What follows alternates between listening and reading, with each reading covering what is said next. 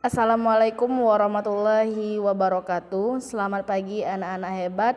Semoga pagi ini semuanya dalam keadaan sehat walafiat. Baiklah, pagi ini ketemu lagi dengan Ana Ustazah Adelina. Pagi ini kita akan belajar tema melanjutkan materi kita yang kemarin, yaitu pembelajaran 3. Sekarang pagi ini kita masuk ke pembelajaran 4. Sekarang yang di pembelajaran 4 itu terdapat di halaman 24 ya. Silakan Anda buka buku halaman 24-nya. Sekarang saya jelaskan. Yang pertama, di sini ada 2 buah gambar. Ada gambar pohon yang layu dan ada gambar pohon yang subur. Sekarang kita amati kedua gambar ini. Di antara gambar 2 ini, manakah tumbuhan yang pertumbuhannya yang paling baik? Yang paling baik pertumbuhannya yaitu ada di gambar yang ini, gambar yang kedua. Gambar yang pertama itu pertumbuhannya kurang baik, tidak baik pertumbuhannya. Kenapa pertumbuhannya tidak baik? Karena tumbuhan pertama ini dia tidak mendapat pupuk yang tidak mendapat air dan tidak dipelihara dengan baik. Oleh karena itu gambar pertama ini dia tumbuhannya tidak subur. Dan tumbuhan kedua ini, kenapa dia pertumbuhannya baik? Karena pohonnya ini mendapat perawatan yang baik, yaitu diberi pupuk, diberi air, dan mendapat cahaya matahari yang cukup. Oleh karena itu, gambar kedua ini pohonnya subur. Jadi, di antara 2 gambar ini, pertumbuhannya yang baik yaitu gambar yang kedua. Sebelumnya, di materi sebelumnya kita sudah pelajari bahwa setiap makhluk hidup itu mengalami pertumbuhan. Kalau misalnya di makhluk hidup yang tumbuhan ini, bagaimana cara mereka tumbuh? Yaitu dengan cara dirawat dengan baik, mendapat air yang cukup, dikasih pupuk, dan mendapat cahaya matahari. Apa guna cahaya mataharinya? Yaitu untuk memasak makanan. Di mana kalau tumbuhan memasak makanan? Yaitu di daun. Itulah kenapa tumbuhan yang kedua itu dia tumbuhnya baik. Itu yang pertama. Yang kedua di sini, setiap makhluk hidup itu mempunyai ciri-ciri. Apa ciri-ciri makhluk hidup? Yaitu membutuhkan makanan. Makhluk hidup itu membutuhkan makanan untuk bertahan hidup. Jika makhluk hidup tidak mendapatkan makanan, maka makhluk hidup tersebut tidak akan tumbuh dengan baik, tidak bisa bertahan hidup. Misalnya kita sebagai manusia, kalau kita paginya tidak sarapan, apakah kita akan merasa kuat untuk sampai siangnya tidak makan? Tidak, kita akan lemah jadinya, lesu kita jadinya. Jadi setiap makhluk hidup itu membutuhkan makanan untuk bertahan hidup, membutuhkan makanan untuk punya tenaga. Itu ciri-ciri makhluk hidup yang pertama, yaitu membutuhkan makanan. Dan di sini makhluk hidup itu juga membutuhkan makanan untuk tumbuh. Apa itu tumbuh? Tumbuh itu artinya adalah ukuran tubuhnya bertambah. Dari yang pertama dia lahirnya masih bayi, disusui sama ibunya, dikasih makan, maka dia akan bertambah ukuran badannya. Misalnya dulu waktu kelas 1 Ananda itu badannya masih kecil, masih pendek. Sekarang setelah kelas 3 badannya udah bertambah besar, tingginya pun juga sudah bertambah. Itu menandakan bahwa setiap makhluk hidup dia tumbuh. Bagaimana dia tumbuh tadi? Karena dia makan. Itu ya. Terus selanjutnya, bagaimanakah makanan yang baik yang untuk kita makan? Makanan yang baik kita makan itu adalah makanan yang bergizi, yang seimbang. Apa itu makanan yang bergizi dan seimbang? yaitu makanan yang mengandung zat gizi yang diperlukan oleh tubuh. Misalnya, apa contoh makanan yang bergizi seimbang? Yaitu seperti makanan pokok, lauk pauk, sayur-sayuran, dan buah-buahan. Itu adalah makanan yang baik untuk kita makan untuk pertumbuhan diri kita. Terus di sini jadi makanan yang tidak baik untuk tubuh kita itu tidak boleh kita makan karena itu akan membuat kita sakit. Apa contoh makanan yang tidak baik untuk tubuh kita? Makan permen secara berlebihan itu akan merusak gigi. Terus apalagi? Misalnya kita terlalu banyak makan es itu akan membuat kita demam, akan membuat kita sakit. Kalau kita sakit tidak bisa beraktivitas.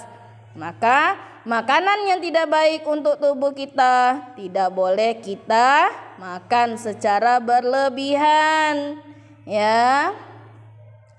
Terus dengan tubuh kita yang sehat, bagaimana cara kita bersyukur? Kan kita sudah diberi nih sama Tuhan tubuh kita yang sehat, yang kuat. Kita bisa beraktivitas, main sama teman, sekolah. Bagaimana caranya kita bersyukur? Kan kita harus bersyukur nih bahwa Tuhan sudah memberikan kita tubuh kita yang sehat, yang kuat. Kita harus bersyukur, tidak boleh tidak bersyukur, harus bersyukur. Bagaimana cara kita bersyukur? Yang pertama cara kita bersyukur untuk menjaga kesehatan tubuh kita, yang pertama itu adalah dengan cara menggosok gigi kita. Kita harus gosok gigi. Kalau tidak gosok gigi nanti giginya berlubang. Berlubang jadi sakit gigi. Jika sakit gigi siapa yang rugi? Kita sendiri. Maka kita harus menjaga tubuh kita, kebersihan tubuh kita. Kita harus selalu menggosok gigi. Kalau menggosok giginya, pagi kita gosok gigi kita, mandi sore kita gosok, sebelum tidur kita gosok gigi, supaya gigi kita selalu bersih. Selanjutnya, bagaimana cara kita menjaga tubuh kita lagi? Yaitu dengan cara makan makanan bergizi. Tadi Ustazah sudah jelaskan bahwa makan makanan bergizi itu harus kita konsumsi atau harus kita makan. Apa contohnya tadi makanan bergizi? Yaitu seperti lauk pauk, makanan pokok, sayur-sayuran, dan buah-buahan itu adalah makanan bergizi. Selanjutnya lagi, bagaimana cara kita menjaga kesehatan tubuh kita lagi? Yaitu dengan cara istirahat yang cukup. Istirahat yang cukup itu seperti apa? Kita tidak boleh tidur terlalu malam. Kita tidak boleh tidur jam 12 malam. Kita harus tidur paling lama yaitu jam 9 malam kita sudah tidur. Itu cara istirahat yang cukup. Selanjutnya, jika kita tidak istirahat yang cukup, nanti paginya kita akan ngantuk. Nggak konsen kita belajarnya kalau kita sekolah. Siapa yang merugi? Diri kita sendiri. Kalau kita kurang istirahatnya, nanti kita akan sakit. Kepala kita menjadi pusing. Maka kita harus istirahat yang cukup supaya kita sehat. Selanjutnya, bagaimana cara kita menjaga kesehatan tubuh kita lagi? Yaitu dengan cara berolahraga dengan teratur. Bagaimana cara berolahraganya? Misalnya katanya di sini kan sekarang kita di muko-muko nggak boleh main jauh-jauh dari rumah, tidak boleh berkerumunan karena ada COVID-19 katanya kan. Cara olahraganya mudah. Misalnya di halaman rumah kita kan ada tuh halamannya, walaupun halamannya kecil mau besar itu tidak berpengaruh. Kita bisa lari di tempat. Kayak kita sering dilakukan di sekolah kan kita ada tuh pemanasan sebelum olahraga.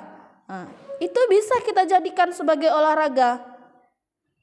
Tidak perlu misalnya olahraganya harus keliling lapangan, itu nggak ada lapangannya di sekitar rumah kita.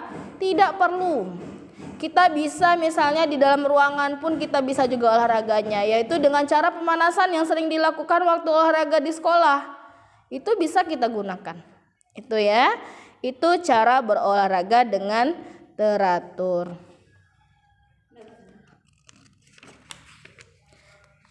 Nah, sekarang kita misalnya untuk olahraga bisa juga nih. Di sini kita lihat yang di halaman 26. Di sini ada contoh permainan yang dilakukan yang ada di buku, yaitu secara berpasangan-pasangan atau namanya ini permainan, kalau ustazah dulu namanya ini adalah permainan benteng.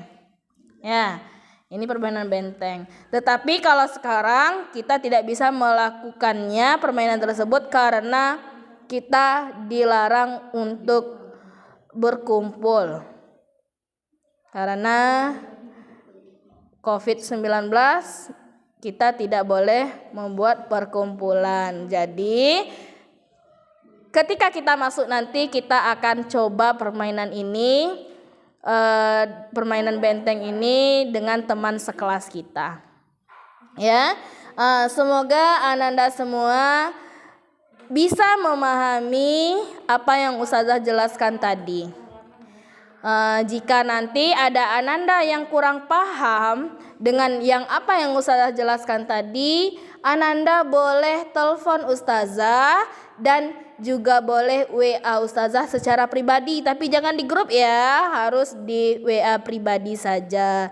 Takutnya nanti kalau di grup nanti heboh grup kita jadinya ya. Nah, kalau ada yang ditanyakan atau yang kurang paham dengan ustazah jelaskan tadi, boleh telepon atau WA ustazah secara pribadi. Ustazah akhiri, assalamualaikum warahmatullahi wabarakatuh.